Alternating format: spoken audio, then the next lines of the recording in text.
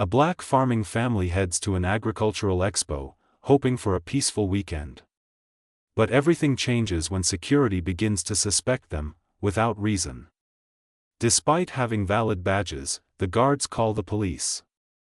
Police ignore all explanations and escalate pressure on the father. The children watch in horror as their father nearly gets arrested. The crowd starts recording, and the truth begins to surface. A senior officer steps in and orders the family to be released. But the damage is done, and the family decides to fight for justice. They file complaints, contact lawyers, and push for public accountability. This isn't just an incident, it's the start of a powerful fight against the system. Stay with us to find out how the story ends, and don't forget to subscribe. Many more powerful and gripping stories are coming your way. Marlon Wheeler had always found solace in the rhythm of the fields.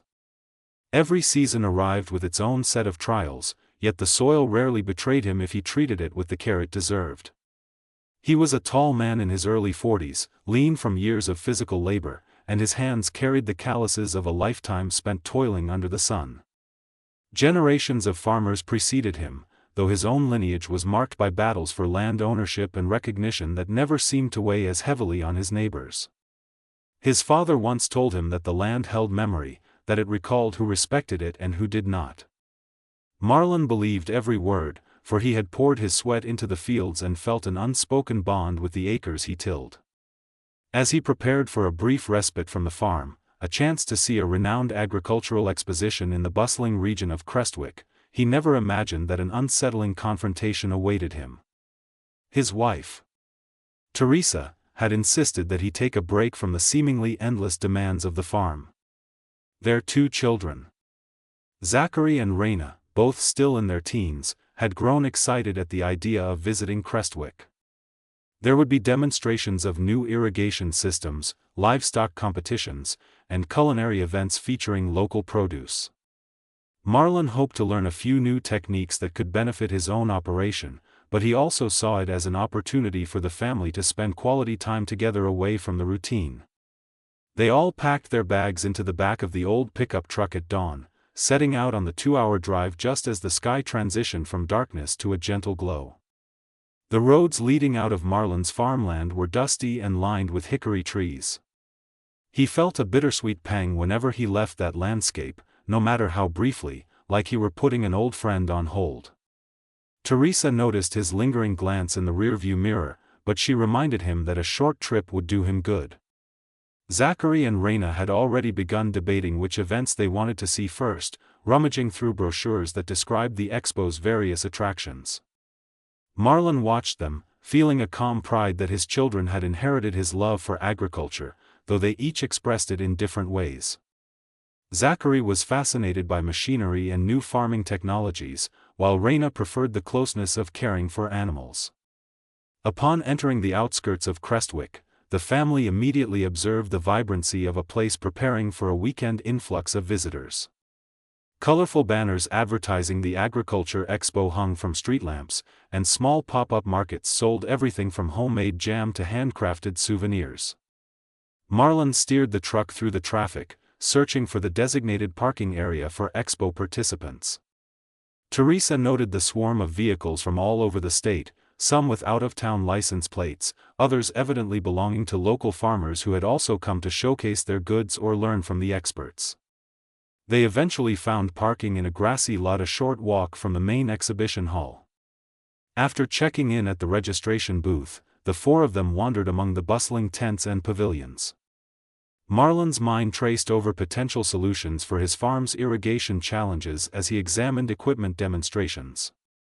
Meanwhile, Zachary insisted on taking notes, jotting down specs and model numbers on a small notepad. Raina darted from booth to booth, drawn to the animals on display, especially a row of goats with shining black coats. Teresa, holding a schedule of keynote talks, tried to keep the group coordinated so they wouldn't miss the events that interested them the most. In the middle of that lively morning, Marlon felt content. He believed he had earned these few days of exploration and relaxation. The expo grounds pulsed with activity but also carried a sense of unity among the attendees. Farmers exchanged tips. Vendors offered samples of honey, cheese, and local produce. Children from different regions pet the baby livestock, squealing in delight. Marlon thought about the early days of his own farm, recalling lean harvests and the distrust that sometimes followed him at local gatherings. He had pushed through such moments, determined to let his work speak louder than the judgments of those who assumed he could never thrive on farmland once thought too poor to yield a profit. Here he was, standing in a sea of fellow agriculture enthusiasts, feeling a sense of optimism. As the midday sun rose higher, the Expo's open courtyards became increasingly crowded. An area near the demonstration gardens drew Marlon's attention, a wide, rectangular space lined with test plots showing experimental seed varieties. He wanted to get a closer look, so he told Teresa they should head that way. She agreed, scanning the map to find a route that avoided the densest foot traffic. Together with Zachary and Raina, they wove through rows of booths, passing a stage where a band played upbeat music for a crowd of listeners. Marlon felt a shift in the atmosphere when he noticed a few security staff watching him. He initially chalked it up to the natural alertness that came with events this large, but he couldn't shake the sense that he was being followed. He tried to appear calm, focusing on the demonstrations. He pointed out an irrigation system that might save water costs. Zachary seemed enthralled, scribbling notes and asking many questions. Raina was more transfixed by a small pen of sheep, ignoring the slight tension that her father sensed.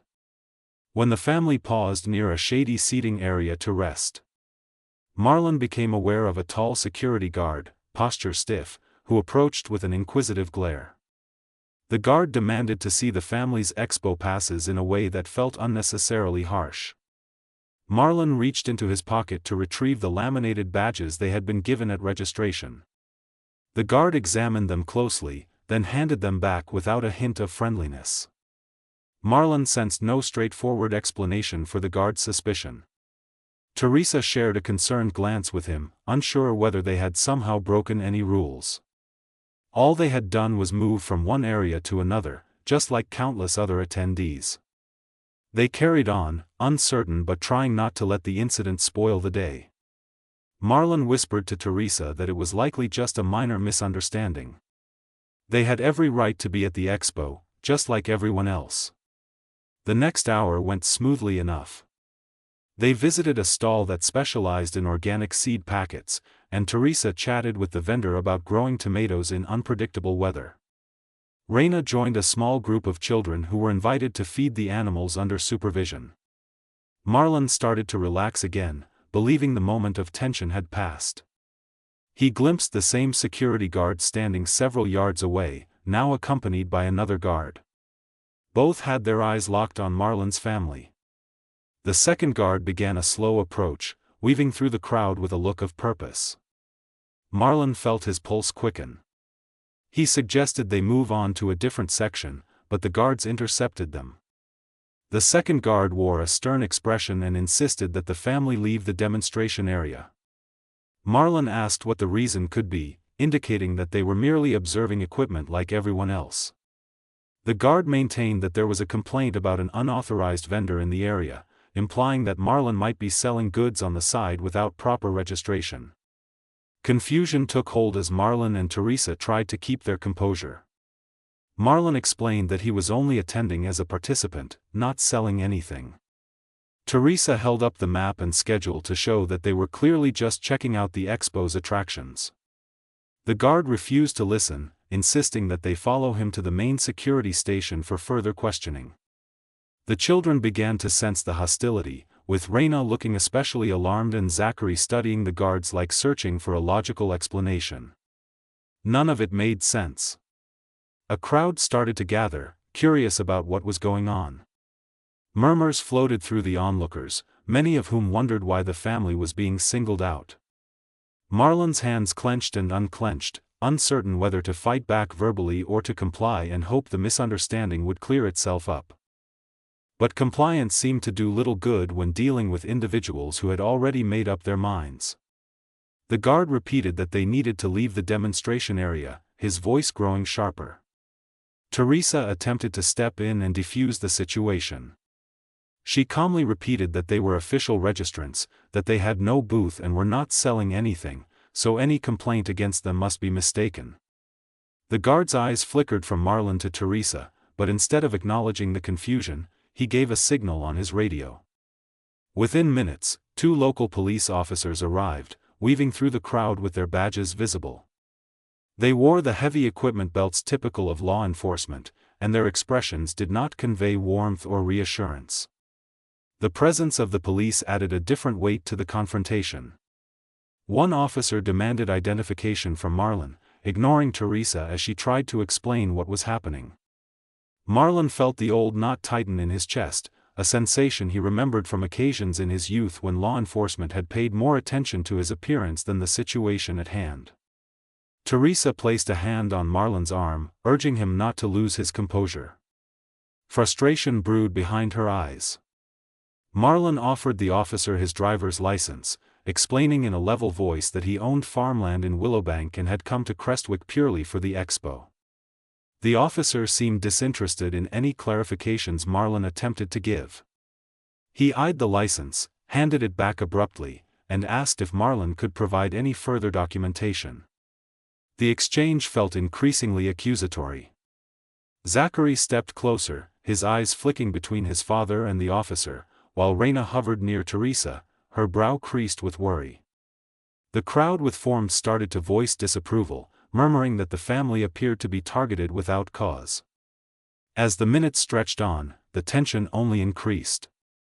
The second police officer stood with one hand resting casually on his belt near his holstered weapon, a stance that put Marlon and Teresa on edge.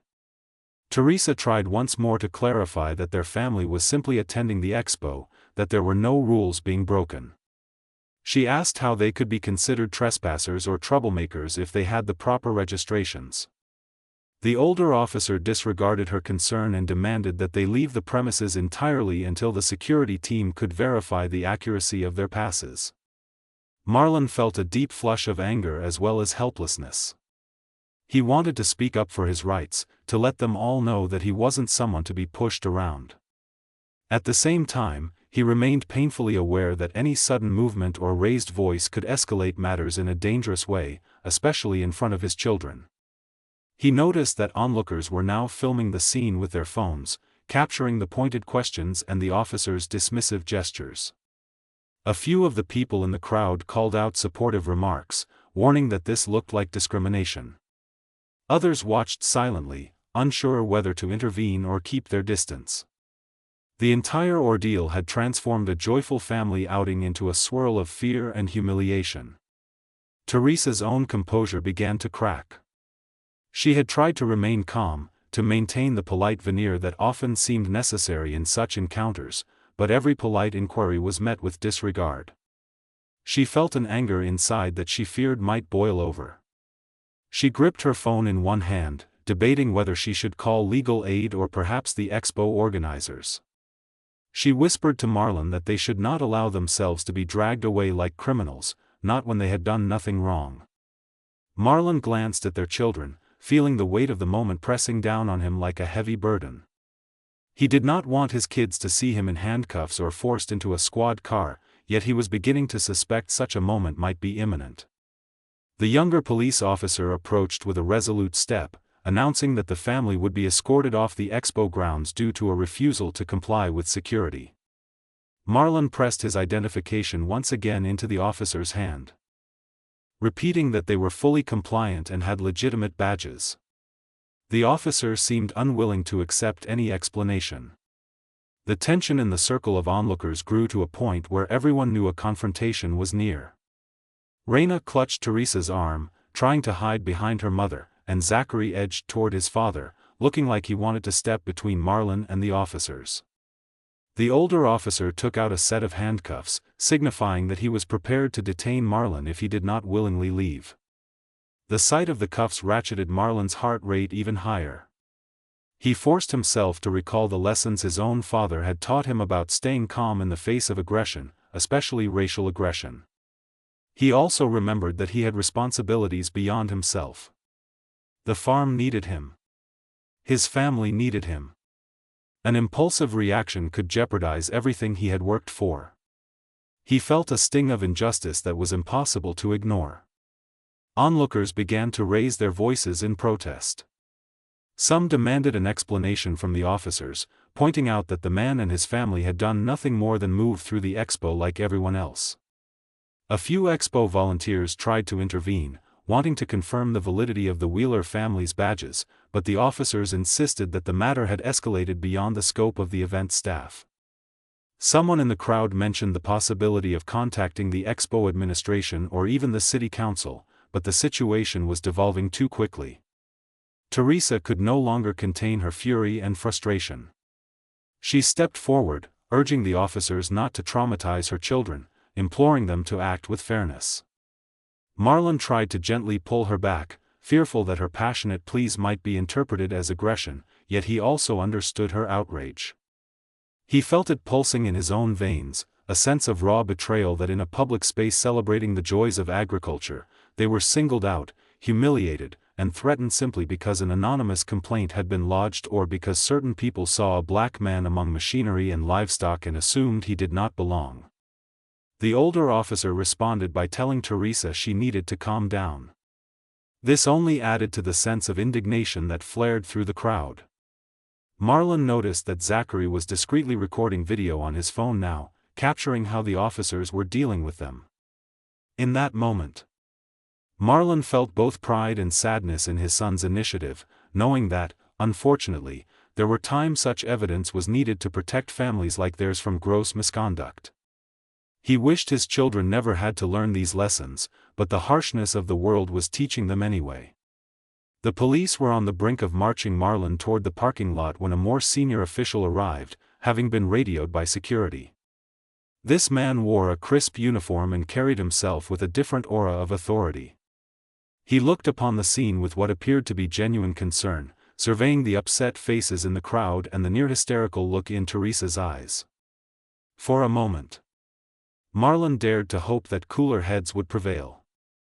The new arrival, whose nameplate read Lieutenant Boyd, asked the older officer to give him a quick overview of what had prompted such a commotion. The explanation was disjointed and thin. The officer claimed there had been a security complaint about a potential unauthorized vendor in the demonstration area, that the family refused to cooperate, and that the father wouldn't produce valid identification. Lieutenant Boyd glanced around, noticing that the Wheeler family were indeed wearing valid Expo badges. It did not take long for him to surmise that this might be a case of overreach. He let out a measured sigh, instructing the officers to stand down while he examined the passes. The tension in the air remained thick. The older officer continued to argue that he had received instructions from event security. Meanwhile, the security guards who had instigated the whole matter lingered on the edges of the crowd, perhaps unsure how to proceed now that a higher authority was present. Marlon provided his badges again, as well as his driver's license. Lieutenant Boyd looked them over carefully, cross-referencing the names on the Expo passes with the identification. It became evident that everything was in proper order. Boyd lifted his gaze and studied Marlon's face for a moment, like gauging the man's sincerity. Satisfied, he nodded and announced that there appeared to be no grounds for removing the family from the event. He asked the older officer why the matter had escalated so harshly, but the officer mumbled about refusing to cooperate and possible threats. The bystanders shook their heads, some uttering mild curses or remarks about injustice. At that moment, it seemed the confrontation might subside. An undercurrent of tension persisted. Teresa was shaking with residual anger, and the children were visibly unsettled. The memory of how the security guards and officers had handled them wasn't something that could be erased by a simple acknowledgement from a higher-ranking official. The crowd also lingered, waiting to see if the family would truly be allowed to remain or if another wave of confrontation would be triggered. Lieutenant Boyd gestured in a calming manner, indicating to the officers that they should let the family go about their business. The older officer and the guards appeared reluctant to accept this reversal. Their body language suggested they felt undermined by the arrival of someone more senior who wouldn't uphold their narrative. Marlon tried to gather his composure, telling himself he should be relieved that they were not forcibly ejected or cuffed. He sensed that the day had taken a turn from which there might be no complete return to normalcy. The children had witnessed something that couldn't be unseen. Their illusions about a fair and welcoming environment had been bruised. Teresa was upset beyond words.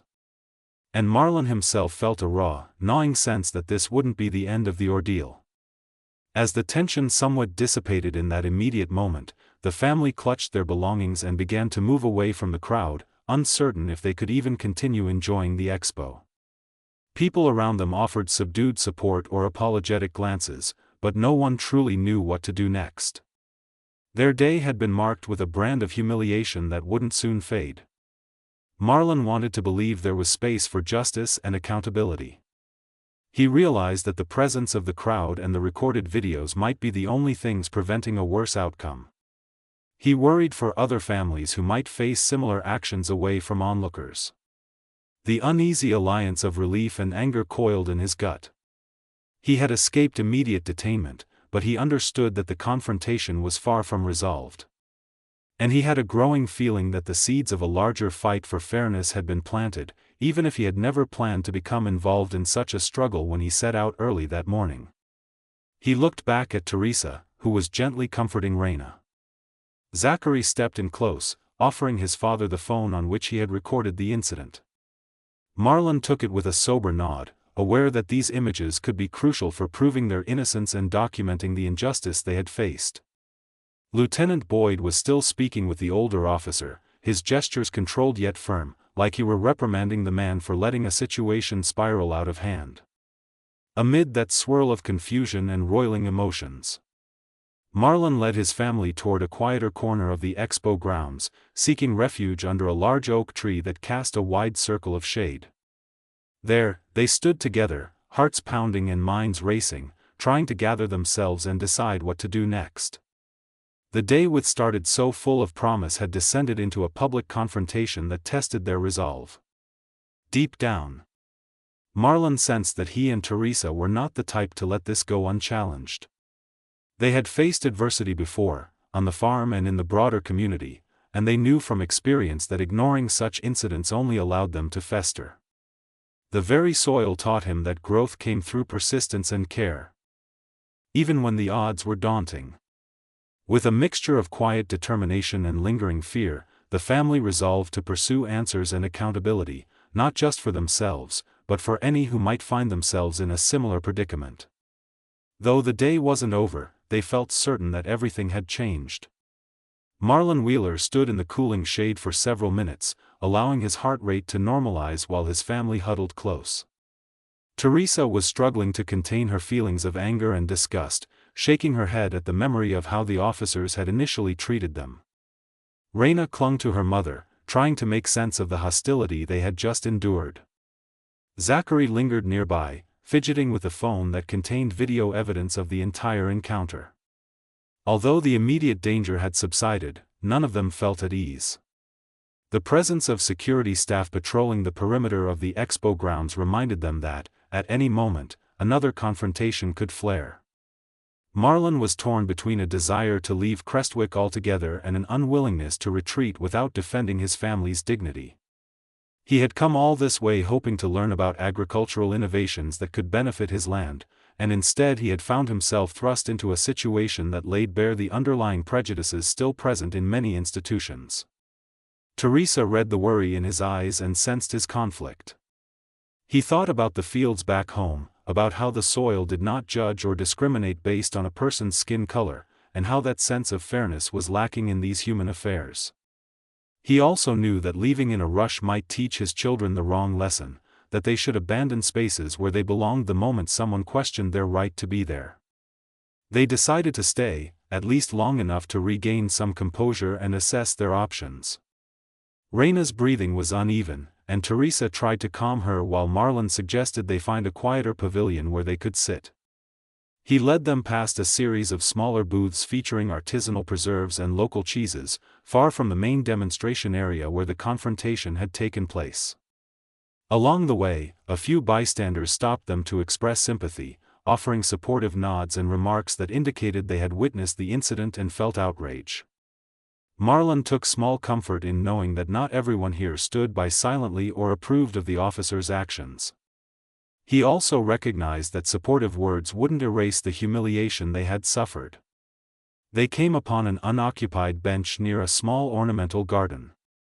The gardens had been decorated with vibrant seasonal flowers and informational plaques about sustainability.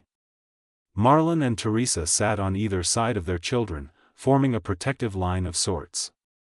The shade was less pronounced here, but it was quiet, and no one seemed to be hovering. Zachary scrolled through his phone, reviewing the footage he had taken. The sound of raised voices and angry retorts echoed through the recording, sending a fresh wave of unsettled feelings through the family. Marlon placed a hand on his son's shoulder, silently acknowledging the importance of what he had captured. They began discussing what to do with the footage and whether it might be wise to talk with an attorney. Teresa, normally measured in her approach, felt that the Expo organizers should be informed right away and that the family should request a formal apology. She worried that if they walked away without taking any action, the security guards and officers would face no consequences for singling them out. Zachary, still fueled by teenage indignation, said they ought to post the footage on social media. Although he did not articulate it as a direct quote, his expression made it clear he believed exposing the truth might compel the local authorities to respond more carefully. Raina, for her part, said little, but she eyed the passers-by with a mix of fear and apprehension, like expecting another confrontation at any moment. With a firm resolve, Marlon told Teresa and the kids he wanted to speak to someone on the Expo staff, a supervisor or coordinator who could at least acknowledge the wrongful treatment. The family slowly stood up, and together they walked in the direction of the main information desk, situated near the entrance of the largest exhibition hall. They spotted a tall banner that read, Expo Headquarters, which seemed the most logical place to find someone in authority. Marlon could see from a distance that the booth was staffed by young attendants who were already busy fielding questions from other visitors. A small line had formed, but Marlon and Teresa joined it, waiting patiently with their children in tow. When they finally reached the front, Marlon calmly asked to speak with a manager or official who had the authority to address issues of security and attendee relations. The young attendant looked confused, clearly not used to such pointed requests. Upon seeing Teresa's steely expression and sensing the gravity of the situation, the attendant retrieved a walkie-talkie. Within a few minutes, a woman in a neatly pressed blazer appeared. She introduced herself by name and asked how she could help, gesturing for the family to step aside so they could speak more privately. Marlon and Teresa explained what had happened, describing the sequence of events from the moment the first security guard approached them to the arrival of the local police. The manager's eyes widened at certain details, particularly when she heard that the family's valid badges were initially disregarded. Teresa added that the children had been frightened and that onlookers had witnessed it all, many of them filming the interaction. Although Teresa and Marlon avoided direct quotes, their account laid bare the seriousness of the matter. Zachary offered to show the manager the video he had captured, but she hesitated, indicating that she wasn't the final authority on security matters. She did, however, promise to alert the Expo's main administrator. Moments later, the Expo's chief coordinator arrived, a middle-aged man who wore a slightly harried look that suggested he had been dealing with logistical challenges all day. He listened to the family's account, tapping a pen against a clipboard like trying to keep track of every important detail. There was a slight tremor in his voice as he apologized for any distress the family had experienced. He claimed that the Expo did not condone discriminatory or aggressive behavior from its security staff or any associated local agencies. Marlon felt a hint of relief that someone seemed prepared to take the matter seriously, though he remained cautious. Apologies often came easily, he knew, and real change was harder to achieve. Teresa insisted the family be given some reassurance that the Expo wouldn't allow such incidents to slide into obscurity. She pointed out that they had come in good faith to learn and share experiences, only to be singled out and humiliated. The chief coordinator responded that he would initiate a review of the security protocols and speak to the contracting agency responsible for hiring and training the guards. He asked if the family would allow the Expo administration to view the video footage so they could gather facts. Zachary, after a brief exchange of glances with Marlon and Teresa, handed the coordinator the phone so he could watch the confrontation. The scene unfolded on the small screen, but the tension in the footage was palpable. One could hear the curt demands of the guards, the dismay in Teresa's voice, and the dismissive remarks from the officers. The coordinator's face turned grave, and he murmured that this was clearly unacceptable. The manager in the blazer confirmed that they would document the family's statements in writing. She retrieved a form that visitors used to register formal complaints, but it was intended more for minor grievances like lost property or unsatisfactory vendor behavior. The manager explained that they would, of course, escalate this complaint beyond standard procedures. Marlon felt a wave of exhaustion, like the day's emotional ordeal had drained him of energy. He recognized the significance of these moments. He was laying the groundwork for a potential inquiry or investigation that could either lead to an apology or, ideally, a thorough reckoning.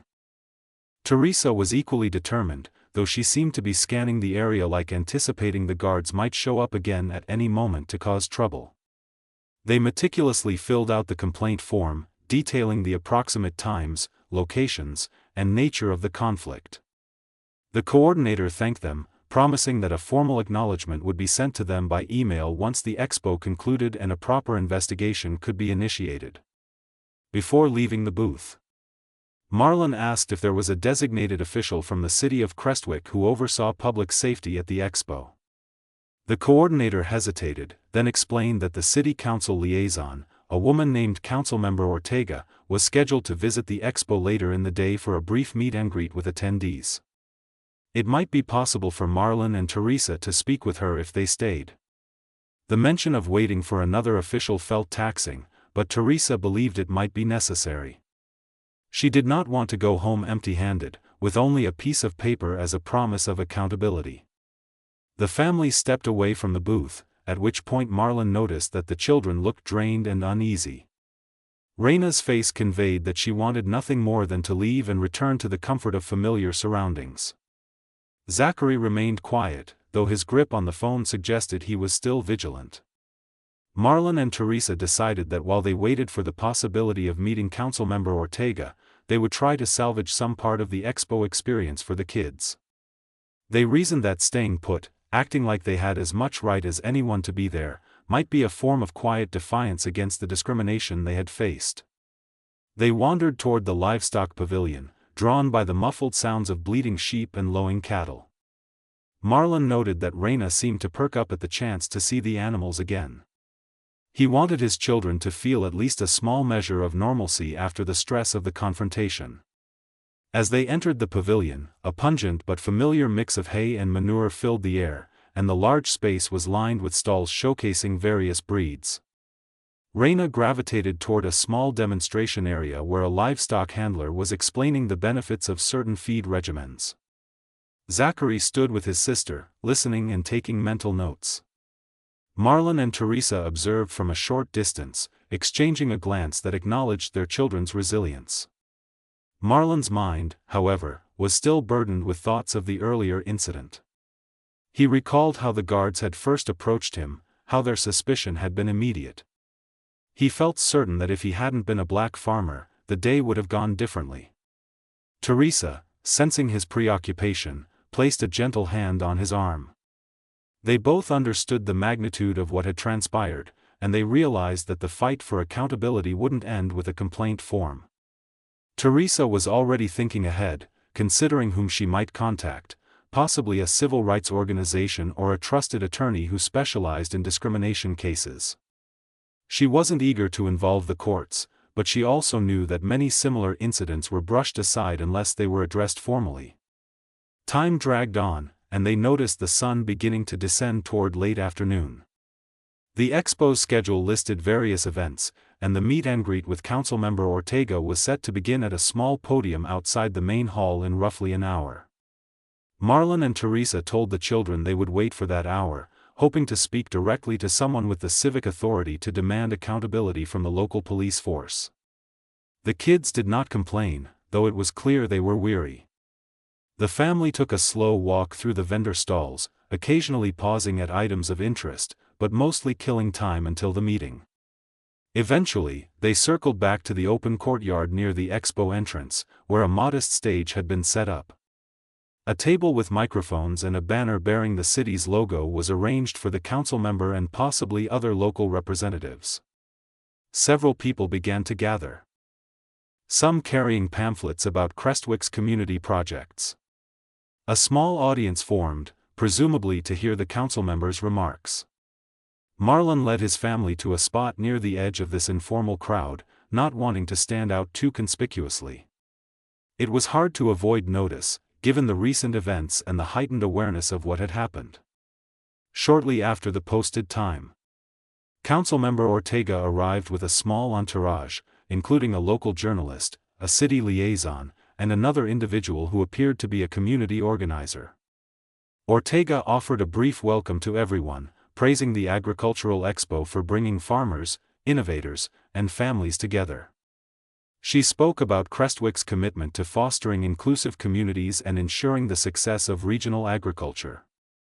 Her words struck Marlon in a bittersweet way, as he reflected on how quickly that ideal of inclusivity could be shattered by a few antagonistic individuals with authority. Teresa nudged him, suggesting they should try to speak with Ortega once her public address concluded. When Ortega finished her remarks, she stepped away from the microphone to mingle with attendees. A line formed to shake her hand and chat briefly. Marlon and Teresa joined the queue with Zachary and Reina close behind, each child wearing an expression that was part curiosity, part lingering unease. By the time they reached Ortega, Marlon introduced himself by name, explaining in a calm yet firm manner that he was a farmer from Willowbank. He mentioned that he and his family had experienced a distressing incident involving the Expo's security and local law enforcement. Without quoting directly, he recounted the key points, emphasizing that they had valid passes and had been treated with undue suspicion and aggression. Ortega's expression shifted from cordial interest to mild alarm. She asked for more details about the timing and nature of the confrontation, taking notes on a small pad. Teresa added her perspective, describing how the children felt threatened and how multiple witnesses had filmed the encounter. Ortega glanced at the two teenagers, noticing their apprehension. She offered an apology that, while sincere, felt all too familiar. She acknowledged that the city held partial oversight of law enforcement at the Expo but stressed that the security arrangement was a mix of municipal police and private contractors, which sometimes complicated direct accountability. Ortega expressed gratitude to the family for bringing this to her attention. She stated her intention to follow up with the chief of police and the event organizers, particularly if the Expo administration was also documenting the complaint. Teresa made sure to mention that they had already submitted a written report and had video evidence. Ortega asked if they would be willing to share that footage for an internal inquiry, and Marlon said they were open to the possibility, although he did not want the footage to be swept under the rug. Ortega assured them that she understood the sensitivity of the situation. Marlon and Teresa exchanged glances, hoping that her words signaled more than just a politician's sympathetic veneer. The conversation lasted only a few minutes, given the number of people waiting to speak with the council member. Ortega concluded by expressing her regret that the family's day had been marred and by reiterating her promise to escalate the issue with relevant authorities. Marlon and Teresa thanked her, though the moment felt incomplete. They walked away from the podium area with the sense that they had taken yet another necessary step, though not one that guaranteed resolution. The children seemed relieved that they hadn't encountered any more security personnel during this exchange, but their eyes still darted around warily. By this time, the afternoon light had waned considerably, and the Expo was winding down for the day. Vendors began to pack up their displays, and attendees trickled toward the exits. Marlon noted the fatigue in his children's eyes and decided it was time to head to their vehicle. As they walked toward the parking lot, he felt a tangle of emotions: anger, disappointment, a measure of resolve. The Expo that was supposed to be a learning opportunity for his farm had instead become a battleground for his family's dignity. He also realized that by confronting these issues head-on, by filing reports, by speaking to those in power, he was planting a seed of accountability that might grow in time. They reached the old pickup truck, and Marlon took one last look at the Expo grounds. Lights were flickering on across the complex, illuminating large banners flapping in the evening breeze. He felt like those banners represented the promise of agriculture, of progress and innovation, set against a backdrop of human failings. The family climbed into the truck and settled in. Raina rested her head against the window, occasionally glancing back at the structures receding in the distance. Zachary slumped in his seat, phone in hand, rewatching fragments of the recorded altercation like trying to process it all again. Teresa exhaled slowly, leaning back, perhaps trying to relax after a day with tested her in ways she hadn't anticipated. The ride home was a mix of heavy silence and sporadic discussion about what steps they might take next.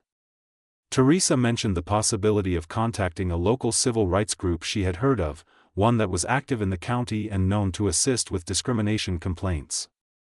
Marlon mulled over the idea of calling the local news station or writing a personal statement for the small newspaper that covered Willowbank and its neighboring regions.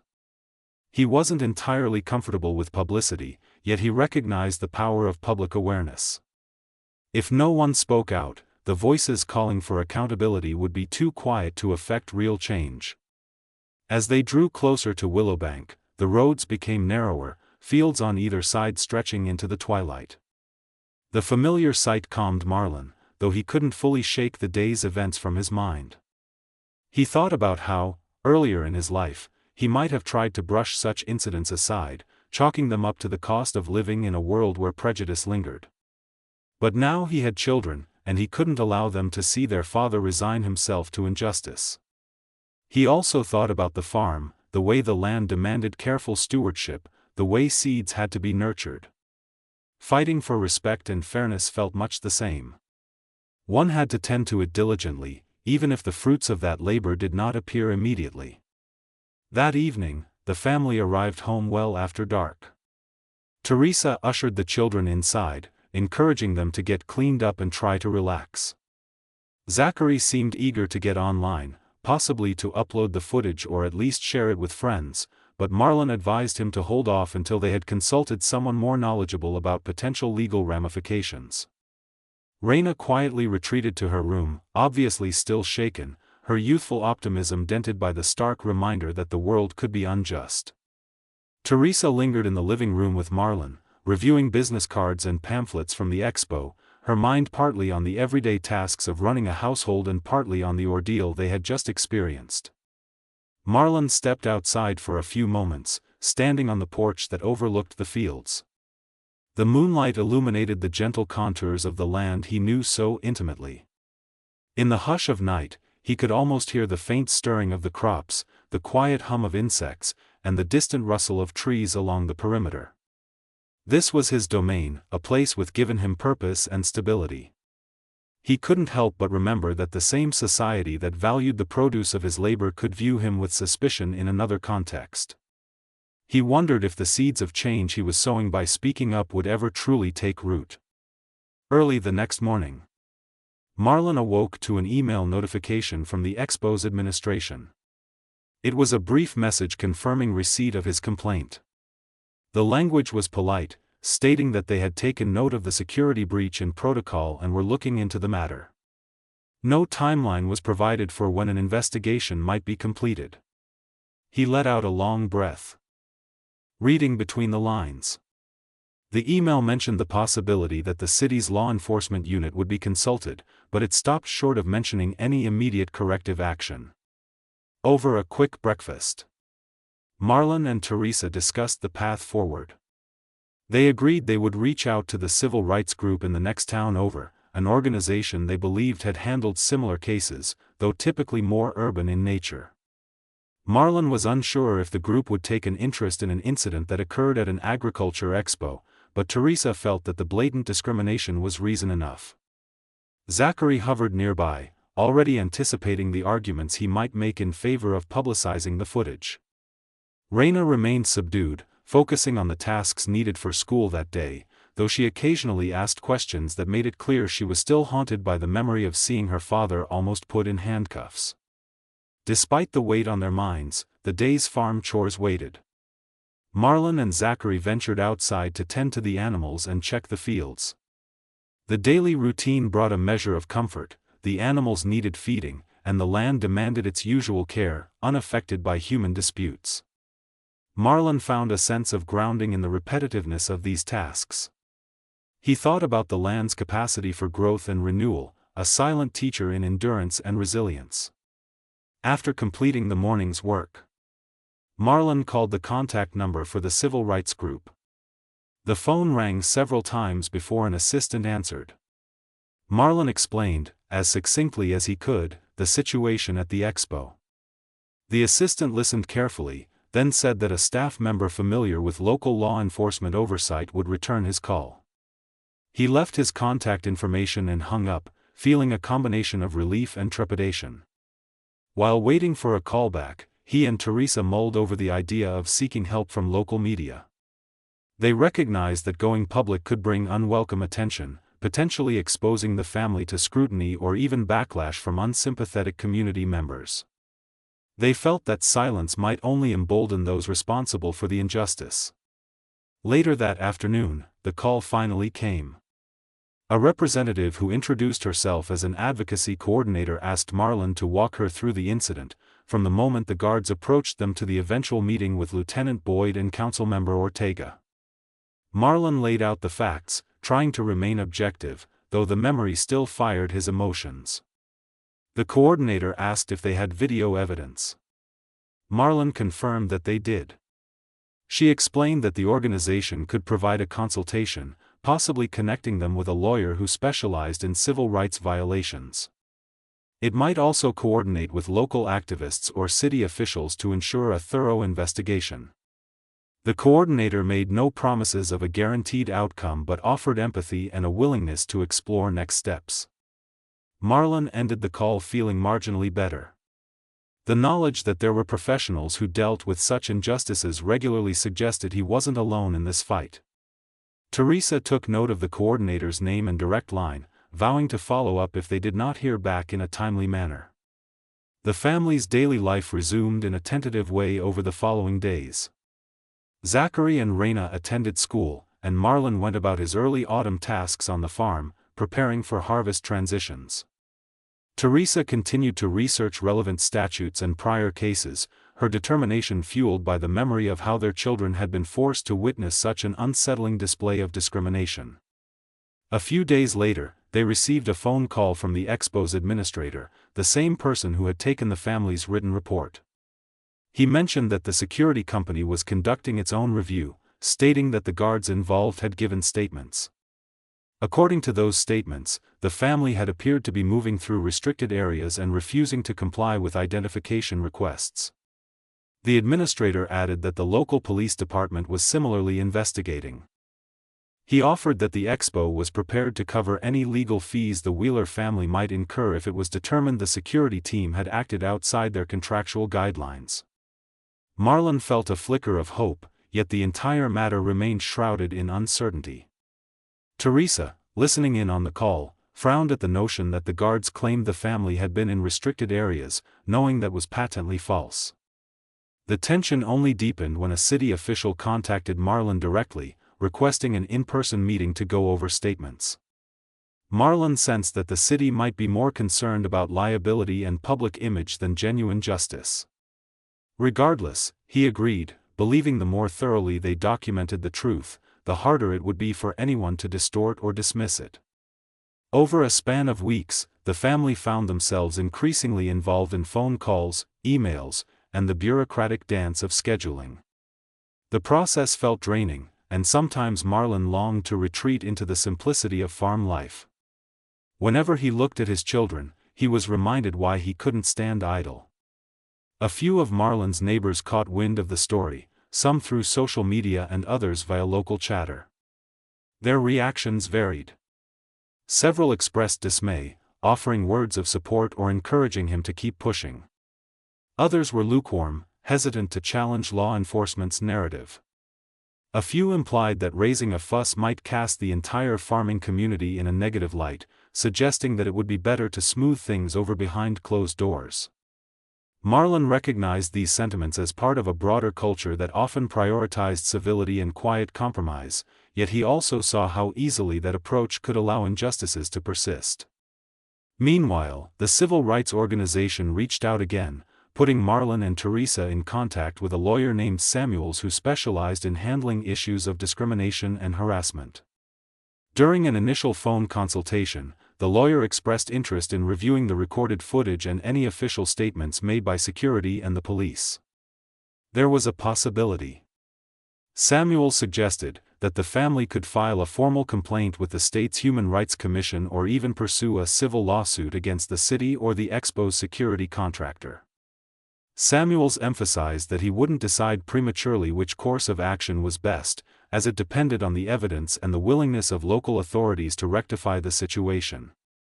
Nevertheless, having a legal advocate on their side made Teresa feel somewhat more confident. Around this time, the family's video, which Zachary had stored on his phone, started gaining traction on a small scale through social media networks. Although they had been cautious about sharing it, a few acquaintances had posted snippets, prompting local conversations about racial profiling and authority misuse. As more people commented and reshared, some praised the Wheeler family for standing up for themselves, while others insisted there must be more to the story, aligning with the guard's narrative of potential misconduct. This mix of support and skepticism did little to ease the Wheeler family's anxiety, but it highlighted the complexity and polarizing nature of the issue. Within the household, tension ran high. Raina had trouble sleeping, sometimes waking from dreams where armed figures roamed the farmland. Zachary threw himself into reading about civil rights history, feeling both anger and motivation. Teresa spent her nights drafting notes on what she might say if they had to give a statement in court. Marlon worked the fields by day, but his mind often drifted back to the Expo, replaying each moment and wondering if he could have done anything differently to prevent the escalation. Late in the evenings, he would sit quietly in the front room, staring at the documents and correspondence spread across the coffee table. The older he got, the more he realized that an injustice, once recognized, became a call to action that couldn't be easily ignored. Finally, a letter arrived from Councilmember Ortega's office, providing an update on the city's review of the events at the Expo. The letter described an internal process that included interviewing officers, reviewing camera footage, both from the Expo's security system and from bystanders' phones, and confirming whether the Wheeler family's movement through the Expo matched the restricted area claims. It mentioned that no conclusive determination had been reached but assured the family that the city was seeking transparency. Teresa noted the formal tone, reading it twice before handing it to Marlon. She observed that the city's main concern appeared to be mitigating potential liability rather than delivering justice. Nevertheless, they took the letter as proof that the matter was still under scrutiny and hadn't been swept away. At the farm, the harvest season was approaching in earnest, adding another layer of complexity to the Wheelers' lives. They spent long hours tending to the crops, ensuring everything was in order for the busiest time of year. Marlon felt the usual mix of excitement and anxiety that came with harvest, but it was multiplied by the emotional burden of the Expo fallout. Neighbors would stop by occasionally, some offering help, others fishing for details about the ongoing investigation. Marlon tried to remain gracious, though he sometimes sensed an undercurrent of curiosity that verged on gossip. On the whole, he focused on preparing for the labor-intensive weeks ahead. A few days into the harvest period, Samuels, the lawyer, reached out with a proposition. He suggested organizing a community forum in Crestwick, inviting local officials, Expo administrators, and law enforcement representatives to have a transparent public discussion about what had happened. The idea was to shine a light on the institutional issues that allowed such an incident to occur. Samuels noted that it could benefit the Wheelers and others who might have faced or feared similar discrimination. Teresa was intrigued by the possibility, but Marlon hesitated, uncertain if a public forum would lead to productive dialogue or simply become a spectacle. The children reacted with caution, not wishing to stand in front of crowds and relive the trauma. In the end, the Wheelers decided it might be worth exploring, given the lawyer's assurance that the forum would be carefully moderated and that they wouldn't be forced to speak if they felt uncomfortable. The city's reaction was lukewarm. Councilmember Ortega appeared open to the idea, while some officials were less enthusiastic, worrying about negative publicity and possible confrontations. After several discussions, a tentative date was set for the forum, to take place in the Crestwick Community Center one evening after the harvest season concluded. With that future milestone in mind, the family settled into their daily tasks, forging ahead with the harvest while occasionally exchanging updates with Samuels and the civil rights group. Each new piece of correspondence or phone call prompted a moment of heightened emotion. They felt the swirl of frustration and hope, anger and determination. Marlon recognized that no matter what the outcome, the experience had already changed him and his family. They were now more vigilant, more aware of the fragile nature of justice, and more resolved to confront discrimination head-on rather than letting it slip by unchallenged. The nights leading up to the forum brought little rest. Teresa pored over notes, anticipating questions that officials or attendees might pose. Zachary studied the phone footage again, editing out identifying details of bystanders who might not wish to be recognized. Raina, still not entirely comfortable with the idea of a public discussion, confided in Teresa that she worried the forum would only stir up painful memories. Teresa reassured her that facing pain could sometimes be the path to healing, though she understood her daughter's reluctance. Marlon spent quiet moments on the porch once more, staring across the fields after the day's labor was done. He wondered if the community forum would result in concrete steps, perhaps a revision of security protocols or better training for officers. He knew from watching the cycle of the seasons that real change, like good crops, required consistent effort and favorable conditions. He and his family were prepared to put in the effort, but whether the conditions would prove favorable remained an open question. He told himself they had to try, if not for their own sake, then for the sake of all who might otherwise face a similar ordeal without the means or will to fight back. Harvest days turned into harvest weeks, and before long, the chosen date for the forum loomed. The tension in the house rose as each family member prepared in their own way. Samuels visited the farm for a final consultation, sitting at the kitchen table with the Wheelers, going over what to expect, and outlining how the evening would flow. He mentioned that representatives from the police department had agreed to participate, as had at least one member of the Expo administration team. The involvement of the security company was less certain, as they hadn't confirmed whether a representative would attend. Samuels believed the mere act of gathering the community to witness open dialogue might help break down barriers to accountability. The sun set on the eve of the forum, painting the sky in deep orange and purple streaks. Marlon stood once again at the porch railing, listening to the cicadas hum. He thought about the countless nights he had observed similar sunsets, each one signifying the end of a day's work and the promise of rest. This sunset felt different, charged with the knowledge that the next evening could mark a turning point for his family. He did not expect a swift or easy resolution. He clung to the possibility that through courage and collective will, they could sow the seeds of justice as surely as they sowed seeds in the fertile soil of Willowbank. And if justice took root, perhaps others would one day harvest its fruits. On the evening of the community forum, Marlon Wheeler drove his family to the Crestwick Community Center, feeling a surge of nervous energy. They arrived just as the autumn sky dimmed, creating long shadows across the parking lot. A modest crowd was already gathering near the entrance, some faces familiar from the Expo, others entirely new. Volunteers greeted them, directing them to a large hall where rows of folding chairs faced a small stage set with a table and microphones. Marlon noticed Samuels, the lawyer, standing off to one side, conversing quietly with a few individuals who appeared to be civic organizers.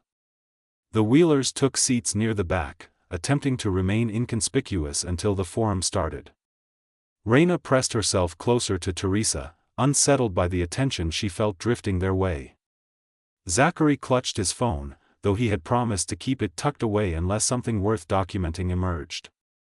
Marlon surveyed the room, spotting a few uniformed officers standing toward the edges. Lieutenant Boyd, the officer who had eventually stepped in at the Expo, was there as well, keeping a measured distance from the group of private security representatives. One of the Expo administrators sat in the front row, shuffling papers and looking ill at ease. As the forum began, a community organizer explained that the purpose of the gathering was to discuss how to prevent future incidents of discrimination and to offer a constructive space for dialogue. One by one, speakers took the microphone to share their perspectives. The Expo administrator offered a measured apology, stating that steps would be taken to revise protocols and train security staff more rigorously. A representative from the city's law enforcement insisted there was a thorough internal review underway. The crowd seemed unconvinced by vague promises, and a murmur of discontent spread whenever the statements leaned too heavily on corporate language. Marlon felt his pulse quicken when Samuel signaled that the Wheelers were free to speak. For a moment, he imagined standing up and refusing, but he recalled the resolution he'd made, to see this through, no matter how uncomfortable. With Teresa and the children at his side, he approached the microphone, breathing slowly to steady his voice. He described their day at the Expo, the excitement they initially felt, and how swiftly it had shifted to fear and indignity. He avoided direct quotations, speaking in a calm cadence that accentuated the painful details without dramatizing them. He spoke of how it felt to be treated as a trespasser despite carrying all the proper credentials, and of what it meant for his children to see their father on the brink of unjust detainment. As he spoke, the room fell silent. He saw some faces tighten with empathy. Others looked away, seemingly ashamed or uncertain of what to say. Marlon knew that one short statement wouldn't erase the sting of that day, but he sensed that exposing the truth might help dismantle the complacency that allowed such treatment to continue.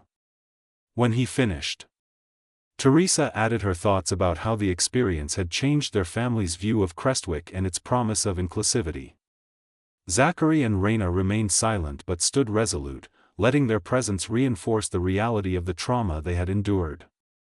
In the final stretch of the forum, discussions shifted to practical measures, improved oversight of private security, a clearer chain of command for on-site incidents, and an independent panel to handle complaints. The city council member who had once greeted Marlon at the Expo pledged to advocate for these reforms in local government meetings. Samuels made it clear that the Wheeler family, along with other concerned citizens, would monitor progress. When the forum ended, attendees dispersed into the corridors of the community center, forming clusters of hushed conversation. A few individuals approached the Wheelers, voicing solidarity and apologizing for what the family had endured. Lieutenant Boyd nodded politely from a distance, though he offered no personal statement beyond acknowledging Marlon's remarks. The security representatives slipped away quickly, faces drawn. Standing outside in the cool air, Marlon felt both exhausted and strangely lighter. The seeds of accountability had been planted before the public eye, and though no immediate resolution was guaranteed, there was a new current of awareness rippling through Crestwick. Teresa turned to Marlon, remarking that she believed real change could come from this, even if it took time. Zachary and Raina, though still shaken, seemed heartened by the sight of neighbors and strangers alike who had listened and cared. They drove home under the hush of night, the headlights illuminating familiar roads that eventually opened onto the quiet fields of Willowbank. In the days that followed, the Wheelers learned that a formal inquiry panel was being established, with input from civil rights organizations and local representatives. Policies were already under review at the Expo's administrative office. The Wheelers continued life on their farm, keeping to the rhythms of the land while staying engaged in the slow process of change, determined to ensure that what happened to them would serve as a catalyst for fairness and accountability throughout the region.